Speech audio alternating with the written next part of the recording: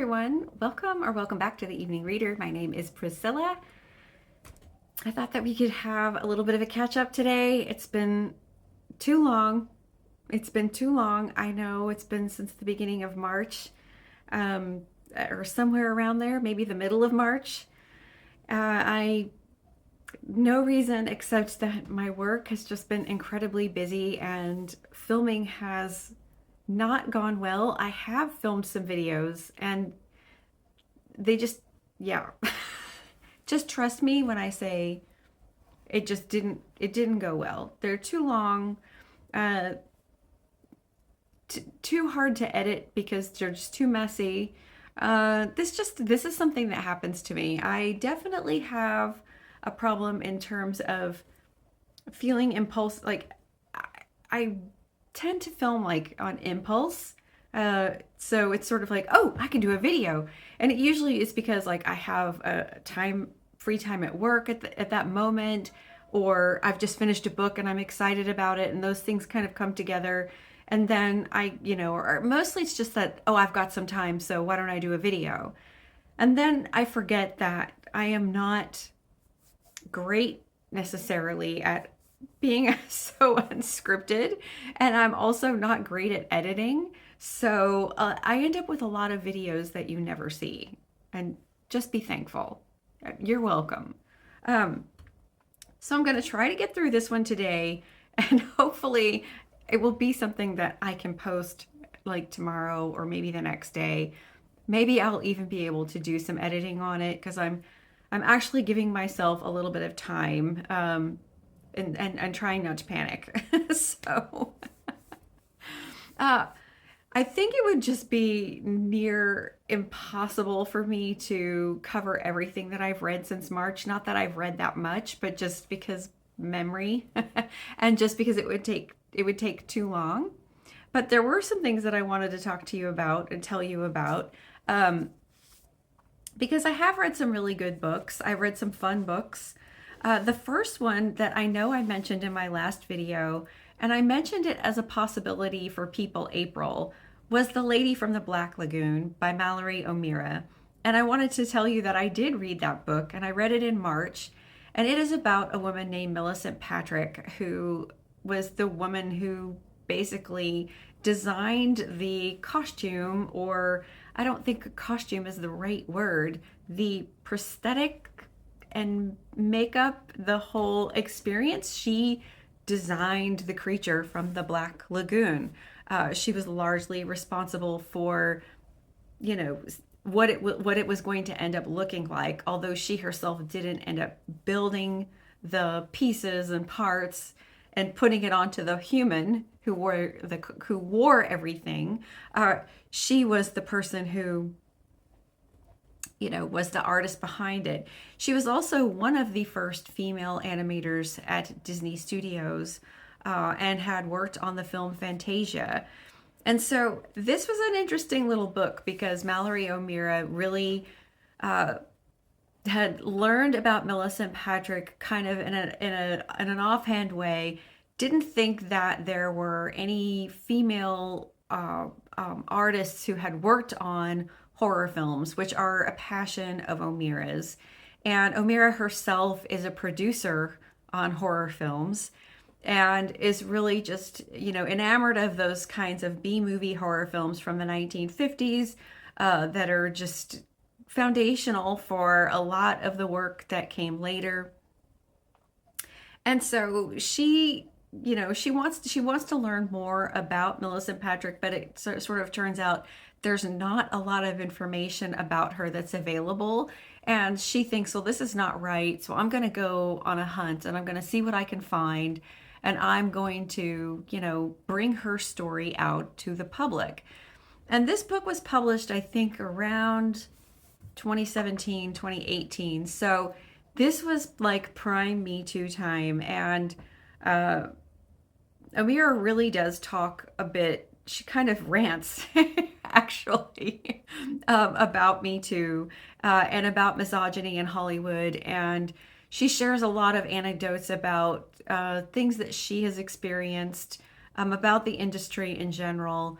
And it's which is fine, but the book sort of kind of goes back and forth between, her kind of rants about that and then back to what she found about Milicent Patrick, which, to be honest, is not a lot.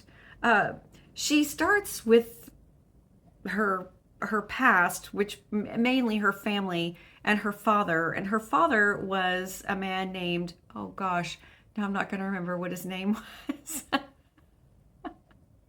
Anyway, but her father was he was an architect. He was an architect and engineer who worked on the Golden Gate Bridge, and also who was a man who worked as an engineer at Hearst Castle. He worked for William Randolph Hearst. He was actually the head engineer working on, the building of this whole estate at San Simeon.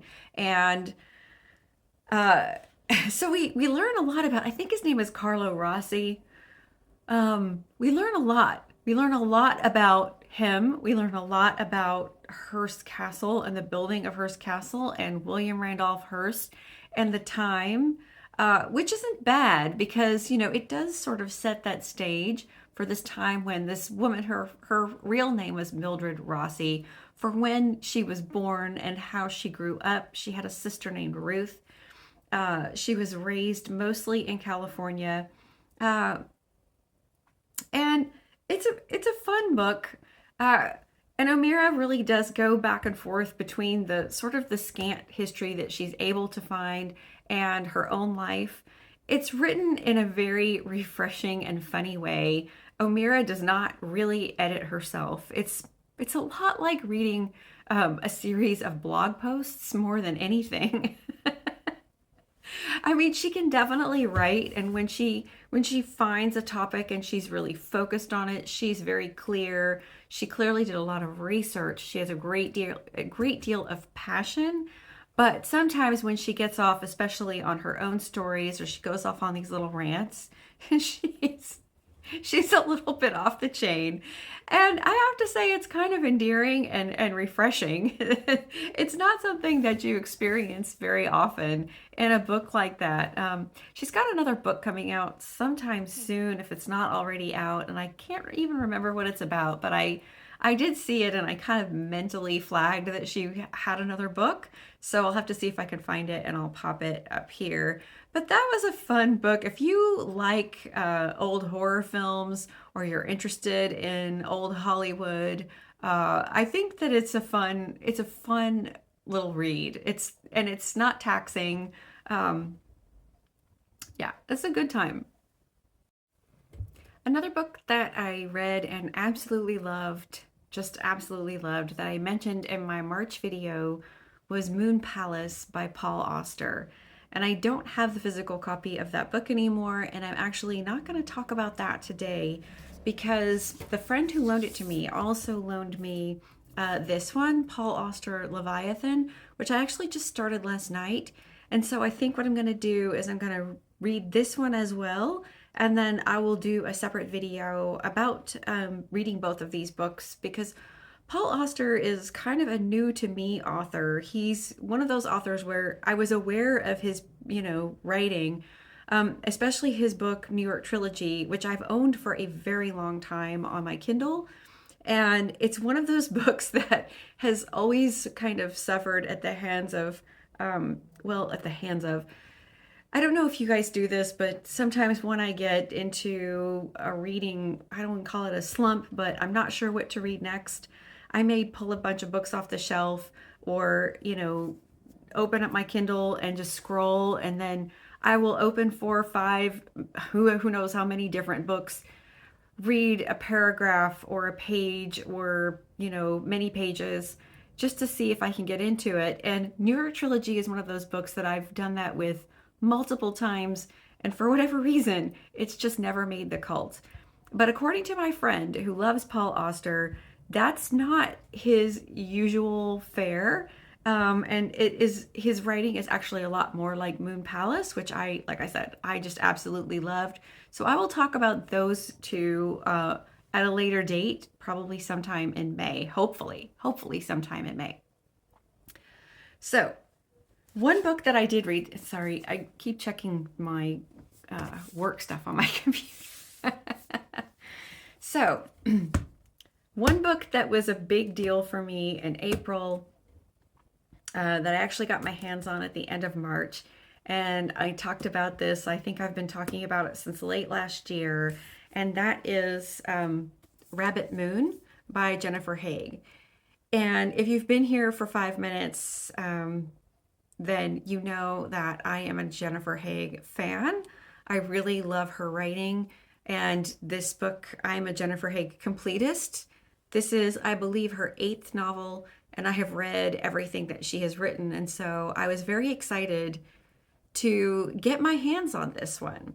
And the story about this that she tells is she had gone to Shanghai on a, not a writing retreat, a writing program, a writing sabbatical type of funded sabbatical. I don't know. I can't remember the word. Anyway, she went to Shanghai and for several months. I don't think it was as long as 6 months, but I guess it doesn't really matter. Anyway, she was there in 2016 and was actually working on the manuscript for the book that became Mercy Street. And she found that she couldn't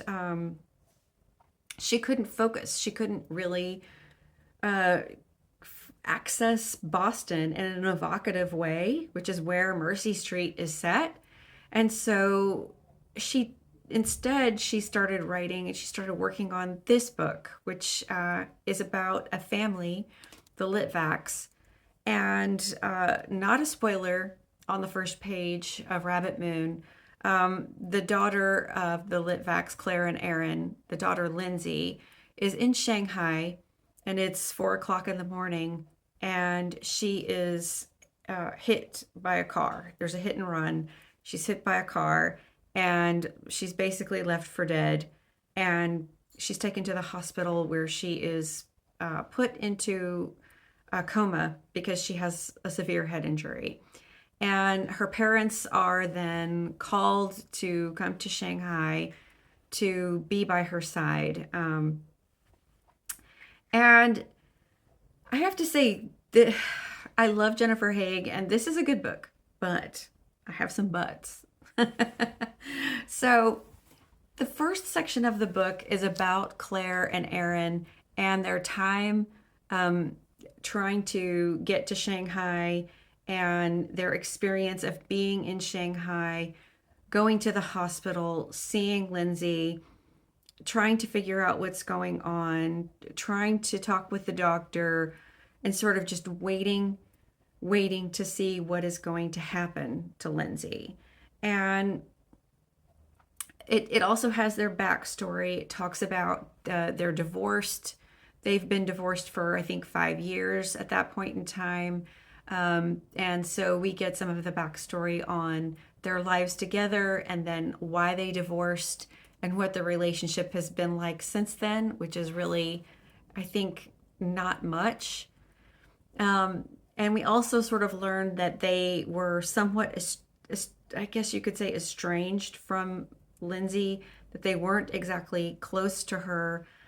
And one of the things that Haigh does so beautifully, especially in this first section of the book, is just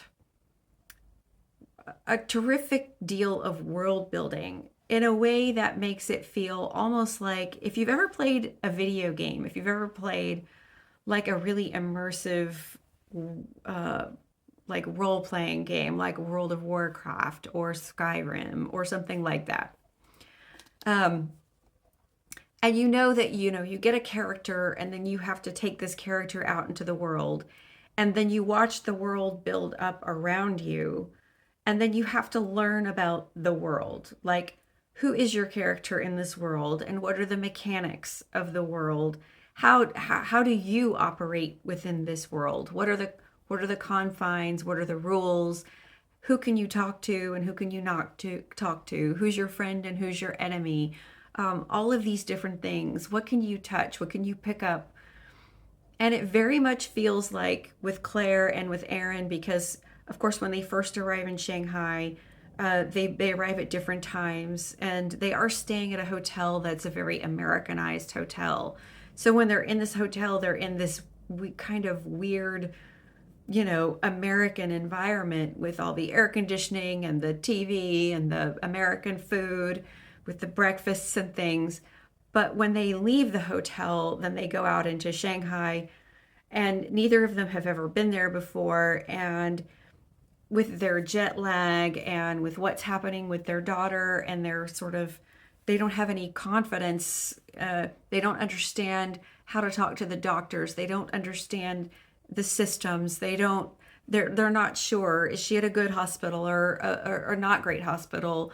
What should they be doing? And of course, then they've just got the full on helplessness of any parent who has a child in that situation where you can literally do nothing except wait. And Haigh just absolutely is a master at really evoking what that's like, and then also evoking the surroundings of Shanghai and what it's like to be walking around in that state and kind of building out your context and figuring out what the world is and figuring out what is it that, your daughter, where she lived, and kind of looking at where she lived and imagining what she must have been doing there. Because one of the things is that, like, they find that she's supposed to be somewhere else. And so when they learn that she's in Shanghai, they're completely shocked. So that's the first part of the book. The second part of the book actually goes back in time about a year, or actually a little bit longer than that, but it's primarily focused on the previous year of Lindsay's life. And Lindsay is in her early 20s. She's taken a break from college to go teach English in China. And we learned that, like, earlier in her teens and her late teens, something happened that sort of caused her to be somewhat estranged from her parents. And it really put a great strain on their relationship. And ever since that time, she has not been close to them. She has not really let them into her life. And we get to see what her life was in Shanghai, and we get to find out what was going on with her, what her feelings were about this incident that happened, when she was in her late teens. So for her, the feelings are still pretty new. It was a pretty raw thing that happened. And, we sort of see her trying to make her way, make friends, make a life of sorts. And that is also incredibly well done. Her imagining of this life and her friends and the people that she knows in Shanghai and what that's like and sort of what Lindsay is going through. And then the third section of the book actually fast forwards to 2031. And that section is focused primarily on Lindsay's little sister, who does appear throughout the book. She is much younger than Lindsay. She's about 10 years younger than Lindsay, actually. And as it turns out, Grace, that's her name, she was Lindsay's mother, Claire. Claire adopted Grace from China in 2006 when she was 2 years old, and then brought her back to the United States. And we find out really early, Grace is in summer camp when Lindsay's accident happens. And the Litvacs leave her in summer camp because they don't want to take her to China. They just want to leave her there because they're really not sure what's going to happen anyway. And Grace is trying. She's kind of kept in the dark. She doesn't really know what's going on. And she keeps trying to text Lindsay and find out what's happening. And her parents aren't giving her any information. And, we do find out in Lindsay's section that she and Grace are somewhat close. They do text, and they do kind of, they have a very sisterly relationship. But of course, because Lindsay is so much older, there's a lot that Grace doesn't know about Lindsay. There's a lot that Lindsay can't tell Grace. But the last section is from Grace's point of view, and it's in the year 2031 when Grace is an adult. She's in her late 20s by that point in time. And she is an academic, she is a scientist, and we learn sort of about what her life has been like, and what happened with her parents and what happened with Lindsay. And I would say it's probably it's unfortunate that I found that the third section, Grace's section, was probably the weakest part of the novel for me, at least on this first read through. Uh, in the early sections of the book, she's there, but it's almost as if she really doesn't need to be there. And then to have the entire last section dedicated to a character who's kind of, in a way, an afterthought. And then in the third section, it becomes her book. And actually, I do believe that. No, it's still in the third person, but it is from no, it's in first person. That I thought so. That third section is from Grace's point of view in the first person. The other two sections are told in the third person. And it's strange all of a sudden to be so close to Grace. It does have some really compelling moments. Like, for example, when Grace is in, I think it's when she's in college, she, tries to become friends with a group of Chinese young women who were also adopted at the same time and who are her same age, who were also adopted by Americans. And they are very focused on trying to learn a lot about their Chinese heritage, learn the language, learn the culture, the history, the art. Whereas Grace really sort of tries, but she's not interested, as she was not interested earlier in her life when Claire tried to get her to take Chinese lessons, for example, or tried to make sure she was getting cultural, Chinese cultural history, or would buy her books. She just was not interested. When she was young, she really just wanted to be a kid. It wasn't that she wanted to be Chinese or that she wanted to be American. She just really wanted to be a kid. And for Grace, it feels like that's something that just continues. She really just wants to be Grace. But it's sort of, there are some just things that happen in this third section, things that get wrapped up, some too convenient coincidences, just didn't quite gel for me with the ending. But I mean, I love Jennifer Haigh. I would say if you're interested in her work, this might not be the best place to start, but then, everybody, I don't know, it may be that you would pick this up and absolutely love it, and you might not agree with me about the ending. But I would suggest probably starting with her book Heat and Light. Also, her book Faith is really fantastic, but it's a difficult topic. And then her very first novel, which is called Mrs. Kimball, is actually just spectacular for a debut novel. All of her books are good, but yeah, I don't know if I would recommend starting here, but I did like it. And I know that I'll probably read it again and see what I think at a later time. Maybe when my expectations have settled, it'll feel a little bit different. So that was great. The other thing that I read, sorry, checking. I did this as a buddy read. This was a reread. This is American Wife by Curtis Sittenfeld. I love this book. I think that it is Curtis Sittenfeld's best book. I think I still hold that opinion. I don't know. Maybe it's between. Prep is still also one of my favorites, but Rodham is also incredibly remarkable. But I will say, I loved this again the second time through. It was funny because I really remembered probably the first. This is a long book. It's about 670 pages, I think. 630 pages.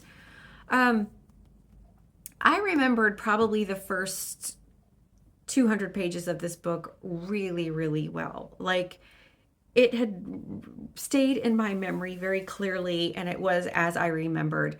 And then much of the rest of the book, I had forgotten. I mean, I remembered the characters and things, and I knew the high plot points, particularly because if you don't already know, this is this is not the life of Laura Bush, but it's loosely based on events from Laura Bush's life, including becoming First Lady of the United States, because she marries into a wealthy family, an incorrigible man who is part of a wealthy family and who does become the Republican president of the United States in the year 2000.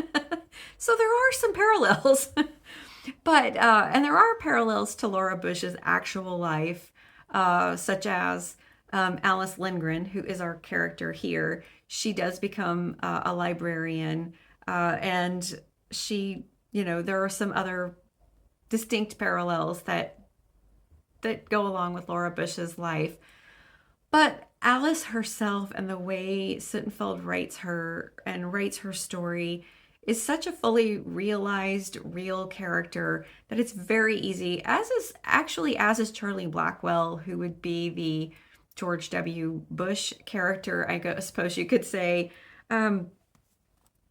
She really makes them their own characters. You could read that and just if you're not interested in the Bush family, just put that to the side, because this is not set in Texas. It's actually set in Wisconsin.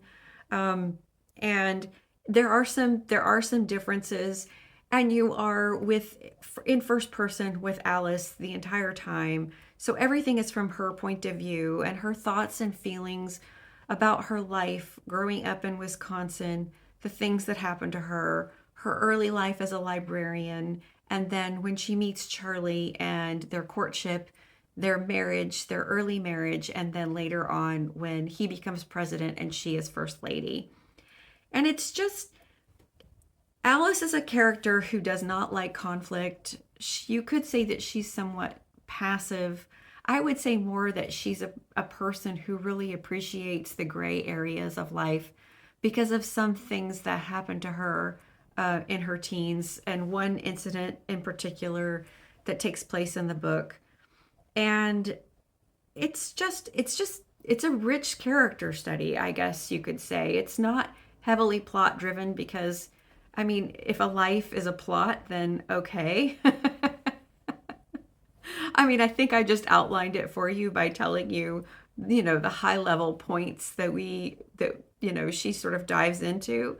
But Alice is a great character to spend time with. She's not, I don't know, on the one hand, she's not remarkable in any way, but her non-remarkableness is somewhat remarkable, especially given what she marries into and the role that she ends up occupying. And sort of I would say her ambivalence about occupying that role. Yeah, but I just love Curtis Sittenfeld. She's another author. I think I've only got one book by her that I haven't read yet.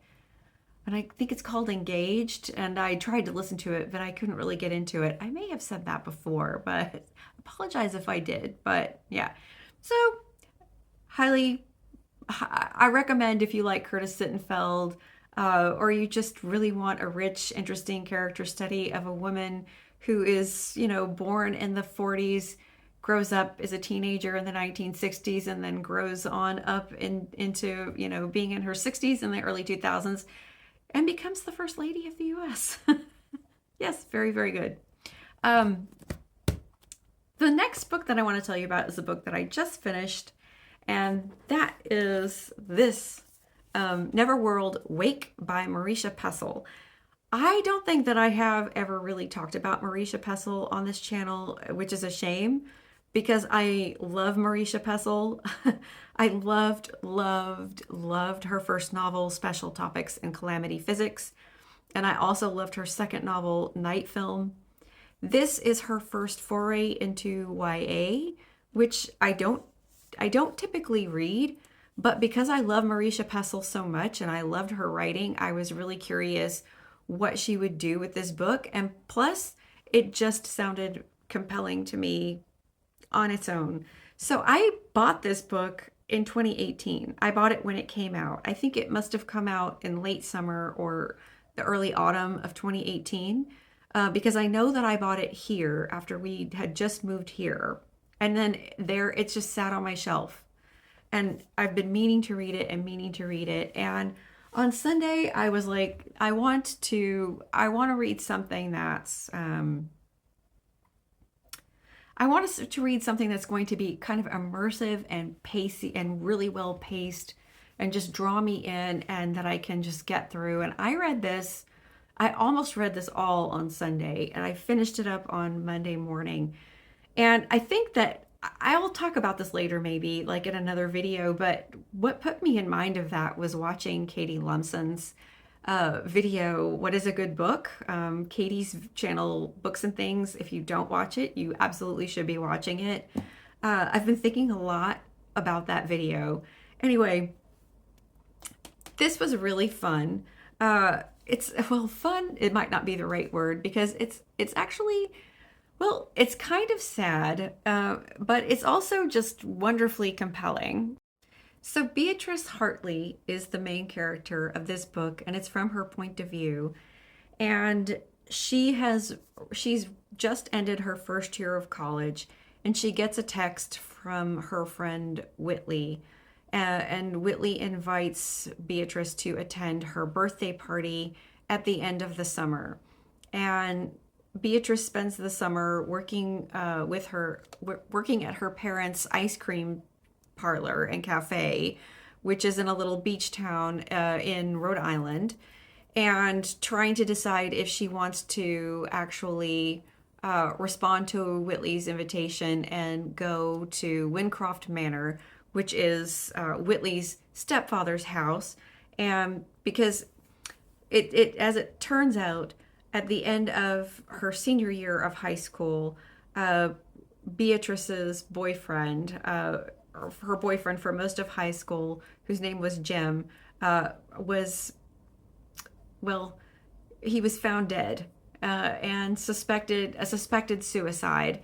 And this loss has really rocked her world and sort of separated her from her other five best friends.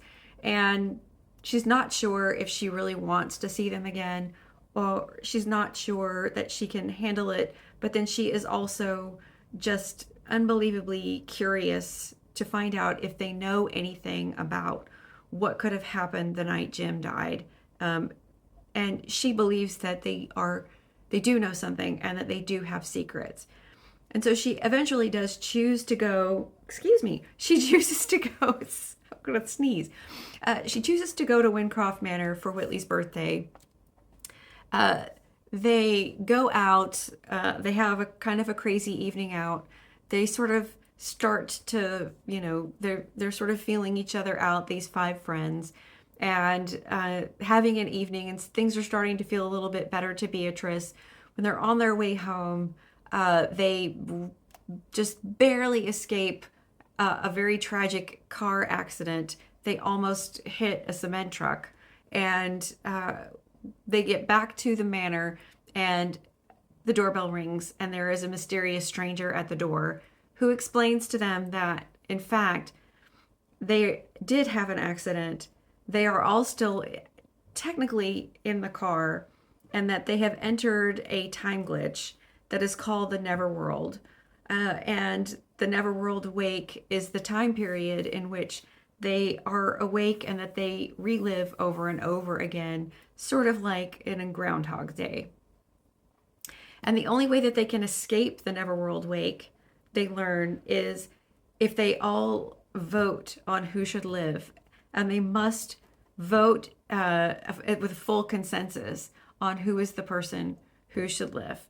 So they can't manage to do that. They spend many, many wakes trying to figure out who should live and trying to vote and trying to lobby each other, and it never works. And so then in the Neverworld, they kind of start to go their own way. And so they're all reliving the same 11 hours over and over again. And eventually they sort of start to split up. They do their own things, and then they end up coming back together because one of them, Beatrice's friend Martha, has kind of figured out the world's mechanics. And as it turns out, everybody, all of the friends, the five of them, it is Beatrice and her friends Martha, Connor, Kipling, Whitley, yes, and Beatrice, and Jim is dead. They actually are also curious to find out what happened to Jim. They all have their own theories about what could have happened. And so they decide that they're going to investigate what did happen that night. And so then they head off on an investigation. There are lots of like hijinks, there's lots of interest. It's a very fun book in the sense of how they learn to work their way through the Neverworld, how they figure out the world's mechanics, and how they really come to solve the mystery. Although, what is at the heart of it and what is at the heart of their friendship, and also the secrets that it turns out they have been keeping from each other, is also kind of heart-wrenching and sad.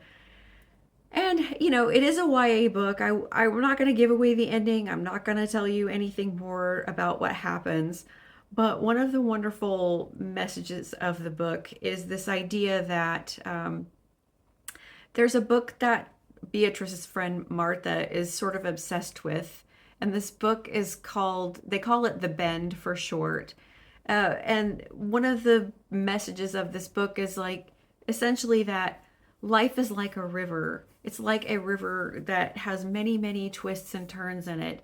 And it's very difficult. You can never really see around the bend. You can't always see what's coming around the bend, but that you want to stay in the flow of the river, which is really kind of a lovely message, but it's not handed off in any sort of syrupy or silly way. It's really something that sort of just grows and grows and grows throughout the story as each of the characters kind of figure out, more about themselves, more about each other, and as they learn about what it was that actually happened to Jim, and very possibly what each person's role in that death actually was. So I loved this, and she recently put out a new YA book that's called Darkly, which I think is about a video game designer, which now I want to get my hands on it. One of the things that I love about Marishia Pessle's work is that she deals in mysteries and puzzles. And so if you've read Special Topics in Calamity Physics or you read Night Film, you'll know exactly what I'm talking about. But I guess I could say that if you were a kid who loved like the Westing game, she writes those kinds of books for adults, and now I guess also for young adults. And I just love that, especially when that's married with strong characters and terrific writing and great world building, which all of that is here.